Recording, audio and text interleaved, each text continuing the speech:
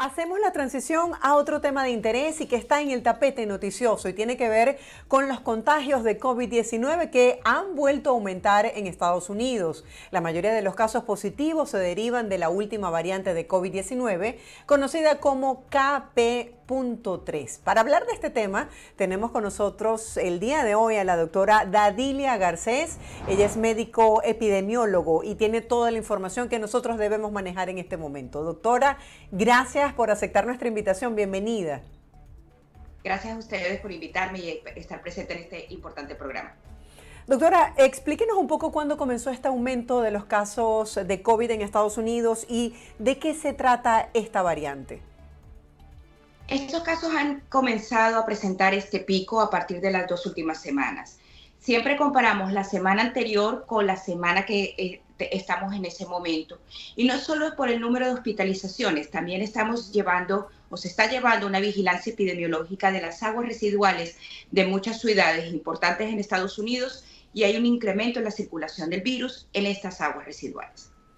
¿Hay nuevos síntomas que diferencie esta variante de otras?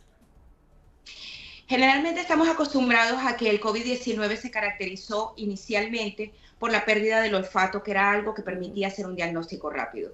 Sin embargo, como estas nuevas variantes son más transmisibles, se han vuelto un poco más sutiles sus síntomas y son muy similares a los de la influenza o inclusive en maneras muy moderadas a un resfriado común. Así que no hay una manera por síntomas de identificarlas.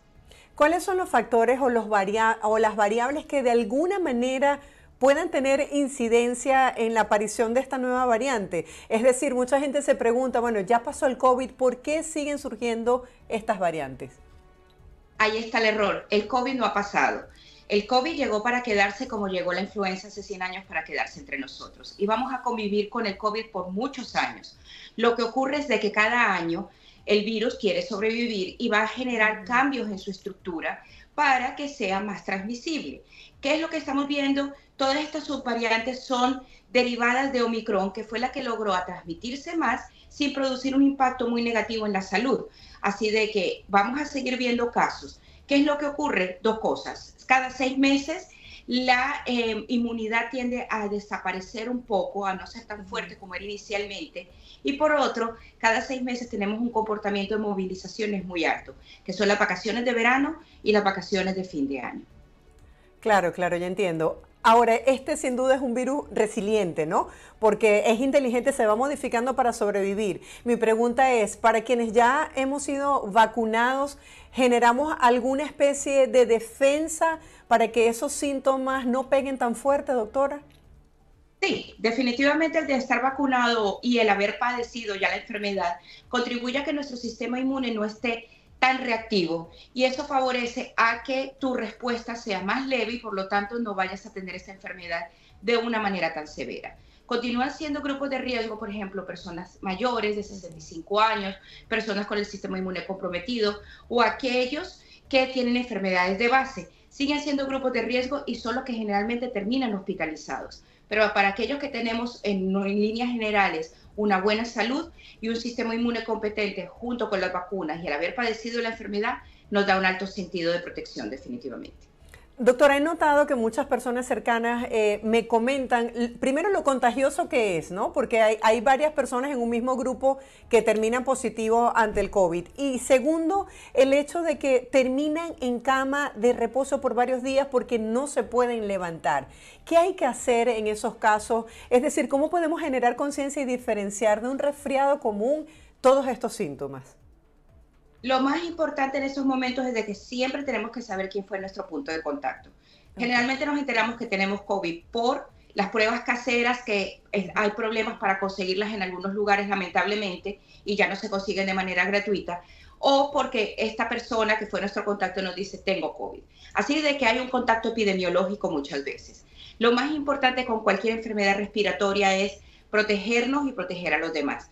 Colocarnos mascarillas, tratar de estar en reposo mientras tengamos los síntomas, sobre todo si tenemos fiebre, permanecer en casa para evitar el contagio y las medidas básicas definitivamente de que es controlar la fiebre y el malestar general. El COVID se caracteriza porque tiende a ser como la influenza un poco inhabilitante. Puedes terminar en cama o el malestar es muy severo que no puedes cumplir tus actividades cotidianas. Lo importante es no regresar a nuestros lugares de trabajo o estar en contacto con personas vulnerables si aún tenemos sobre todo fiebre. ¿Cómo intensifican los síntomas el hecho del cambio, contraste de frío-calor, una ola de calor excesivo, humedad, una sensación térmica terrible, la lluviecita que nos cae? Es decir, esto puede propiciar aún más los casos o los cuadros gripales, y si tenemos COVID, ¿de alguna manera puede intensificar esos síntomas? No tanto intensificar los síntomas, lo que puede es agravar la cadena de transmisión. Cuando tenemos estas olas de calor y esta humedad, que es lo que tendemos a hacer, y acabas de hacer la descripción perfecta de nuestra linda ciudad de Miami, tendemos a estar más dentro de los lugares de trabajo porque el aire acondicionado nos permite tener una temperatura más estable. Y la humedad, que es lo que realmente más molesta, nos evita esto. Al estar en lugares más cerrados, estamos más en contacto con las personas y no hay la circulación adecuada de aire. Esto permite de que haya una mayor transmisión de la enfermedad. Por otro lado, para personas susceptibles, tenemos que recordar de que también sufren muchas personas de asma, de alergias. Estos cambios de presión y de temperatura no tienden a ser favorables y ayudan a que el virus pueda complicarse con neumonías o con cuadros asmáticos. Así que si eres una persona susceptible con enfermedades respiratorias, definitivamente tienes que tener mucho más cuidado con estos cambios. Doctora, ¿de qué depende que en una misma reunión haya algunas personas que se contagian, otras no? ¿Tiene que ver con el sistema inmunológico? Esto es una combinación de varios factores. Uno, tiene que ver con el sistema inmunológico, como tú mencionas. Dos, qué capacidad han tenido las vacunas y cómo has respondido ante las vacunas para poderte defender. Tres, qué tanto has tenido contacto. En una misma reunión tú no guardas la misma distancia con todo el mundo. ¿Ok? Así que con algunas personas, y nosotros los latinos, a pesar de que pasamos el COVID-19, volvimos a nuestro hábito de ser esas personas cariñosas y cálidas. Saludamos a todo el mundo de beso, ¿ok? Ya esto de saludarnos de codo pasó a la historia. Ya de esto seguimos dándonos las manos. Así de que todos estos factores contribuyen. Y entre más cercanos estemos a alguien que esté enfermo, definitivamente la transmisión puede ser mucho más rápida. ¿Qué dicen las estadísticas? ¿Cómo está Florida en comparación con el resto de los estados de Estados Unidos? El estado de la Florida tenemos un problemita técnico, y es de que hay un subregistro de los casos, como lo hay en todo el país, pero sobre todo aquí en el estado de la Florida. Desde la pandemia ya los registros no se hacen diarios, sino que se hacen semanales o cada 2 semanas. Hay un gran problema porque no todo el mundo se está diagnosticando. Así que lo que se hace es un estimado. Pero si comparamos las aguas residuales, los estudios de aguas residuales, la Florida tiene una alta incidencia de virus en sus aguas residuales. Por lo tanto, el número de casos puede ser más elevado de lo que se está reportando en estos momentos. Y mucha gente tampoco lo admite públicamente porque te empiezan a mirar diferente. Cuando uno dice, tengo COVID o tuve COVID la semana pasada, por ejemplo, ya la gente empieza como a monitorear, bueno, tuve contacto contigo, no. Entonces, ¿qué hacer, por ejemplo, si empezamos a tener unos síntomas normales, que puede ser un resfriado, para evitar el contagio de otras personas si el caso es que fuese positivo? Porque hay gente que se hace, doctor, el examen hoy y da negativo y 3 días después da positivo. Y tenemos que recordar que estas pruebas, sobre todo las caseras, depende de la cantidad del virus que tú estés expulsando. Generalmente los primeros días, en horas muy tempranas de la enfermedad, tú no tienes suficiente virus para que la prueba la detecte. Es por eso de que, sobre todo en personas de riesgo, yo les recomiendo de que acudan a su médico, y estos centros de salud, inclusive clínicas pequeñas, tienen la capacidad de hacer el examen de la influenza y el examen del COVID en el mismo momento. Lo mismo que los urgent care, que las personas lo emplean mucho. Y es una manera, porque estos exámenes tienden a ser más sensibles en estos lugares. La de COVID-19 era como más capturar masivamente, pero no son tan sensibles. Así de que esto puede ocurrir. Lo otro es de que, nuevamente, si sospechas, porque ya muchos de nosotros nos hemos enfermado, ya uno sabe la diferencia entre uno y otro.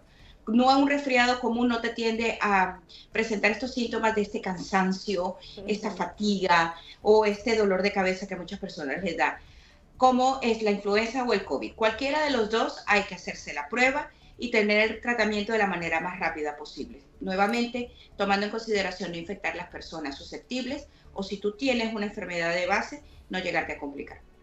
Doctora, y en el caso, por ejemplo, de una persona que está atendiendo a alguien que dio positivo, que es un niño o una persona de la tercera edad, ¿qué medidas puede tomar para evitar el contagio? Las medidas que siempre hemos hablado, las más básicas, lavarnos nuestras manos frecuentemente, colocarnos nuestra mascarilla mientras esta persona sobre todo tenga fiebre, para evitar que haya este contacto de las gotitas de saliva, que es lo que nos puede contagiar, y mantener a esta persona completamente aislada, para evitar que nos contagie a nosotros o contagie a otra persona. ¿Hay algún tipo de alimentación que se recomiende para este proceso? Porque, por ejemplo, dicen que una sopa de patas de pollo, pues, revive a cualquiera. Mira, yo pienso que en estos momentos la alimentación es previa a que nos enfermemos, que siempre ha sido fundamental. Tenemos que aprender a comer mucho más sano. Eso permite que nuestro organismo esté listo para pelear ante cualquier infección, no solo el COVID-19. Y sí, estas recetas que siempre hemos oído y sobre todo muy tradicionales del mundo latino, que es el caldito de pollo, es por el calor. Las cositas calientes nos ayudan a descongestionarnos y traen ese poquito de sodio y potasio y otras cosas que necesitamos para recuperarnos. Lo más importante es siempre mantener una alimentación sana, no solo cuando estamos enfermos. Claro. Doctora Adilia, ¿qué porcentaje de las personas que tienen esta variante del COVID terminan en un cuadro de hospitalización? Realmente es muy bajo en comparación a los primeros años que tuvimos de COVID-19, donde la tasa de mortalidad era muy alta. Volvemos a jugar algo aquí importante. La inmunidad que se ha creado, ya sea por enfermedad o por vacuna, ha contribuido de que la severidad de la enfermedad sea mucho menor. Generalmente son personas que tienen cuadros de base, ya sea hipertensión, diabetes o problemas en el sistema respiratorio, o personas muy mayores o con otro tipo de enfermedades, lamentablemente como cáncer, que terminan hospitalizadas. La mayoría de las personas está pasando esta nueva ola de COVID en sus hogares, afortunadamente. ¿En qué momento las autoridades pueden tomar medidas, ¿no? Más allá de las recomendaciones informativas para que los ciudadanos aprendamos a tomar esas medidas de prevención para evitar contagio? Porque en este momento que estamos de vacaciones aquí en Estados Unidos, hay muchos planes vacacionales, hay muchos jóvenes haciendo actividades en sitios cerrados. Entonces, ¿cómo motivar esa necesidad de prevención ante el incremento de los casos de COVID? Mira, lo que estamos haciendo en estos momentos es fundamental. Hay que educar sin crear pánico. Okay. Generalmente cuando uno piensa en este sentido de que qué intervención se va a hacer a nivel general, las personas tienen una asociación muy traumática de estos cierres que vivimos inicialmente, que fueron muy buenos. Las personas no lo ven desde el punto de salud pública, como lo veo yo, pero afortunadamente a estos cierres, mientras conocíamos cómo se comportaba la enfermedad, fueron buenos para evitar muchas más muertes. En estos momentos sabemos cómo se comporta la enfermedad, tenemos cómo diagnosticarla y tenemos cómo vigilar su comportamiento.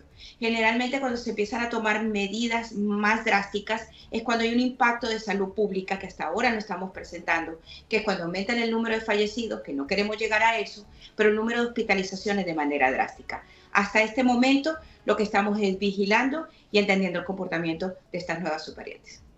Doctora, usted como médico epidemióloga con tantos años de experiencia dedicada a la investigación en esta área, ¿qué hemos aprendido del COVID? ¿Qué ha aprendido la ciencia de este virus tan resistente, contagioso y resiliente como lo decíamos antes?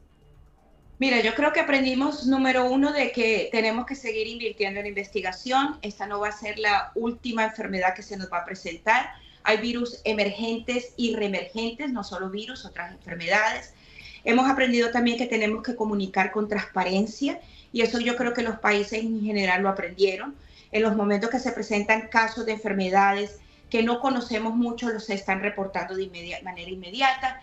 Y yo creo de que hemos aprendido a comunicarnos y a ser más empáticos. Esto es lo más importante. La investigación se tiene que continuar. La idea de informar de que hay un aumento de casos no es para generar pánico, es uno, para demostrar que continuamos trabajando como tenemos que trabajar, y dos, para determinar si existe un cambio que puede ser riesgoso, avisarlo a tiempo y tomar las medidas. El sistema emocional, el estrés, el estar sometidos continuamente a preocupaciones, tiene un impacto en el sistema inmunológico y cómo eso puede ponernos más vulnerables ante el contagio de algún virus. No solamente de la variante del COVID, de todos estos virus que están en este momento. Mira, el organismo, el cuerpo humano no está diseñado para distinguir el estrés bueno y el estrés malo. El estrés bueno es cuando necesitamos ese poquito de presión para lograr nuestras actividades cotidianas. Pero cuando ya sobrepasamos esta parte, el sistema inmune está trabajando sobre tiempo y sobre todo no dormimos adecuadamente, es uno de los factores. Al no dormir adecuadamente, el sistema inmune no se repara en la noche y esto lleva a que vayamos bajando ese sistema de defensas que estamos creando. Así de que manejar el estrés y una nutrición adecuada es un gran factor que contribuye a que estemos mucho más sanos, pero también a defendernos contra no solo virus, sino cualquier otra enfermedad que se pueda presentar. Doctora, gracias por acompañarnos el día de hoy para compartir esta información con nuestra audiencia. Como usted lo dice, la idea no es crear pánico, sino tener la conciencia de que el COVID no se ha ido, que las variantes están allí y que son contagiosas y que hay que tomar las medidas de prevención. Gracias por estar con nosotros, doctora. Será hasta un próximo contacto. Feliz día. Feliz día para ustedes.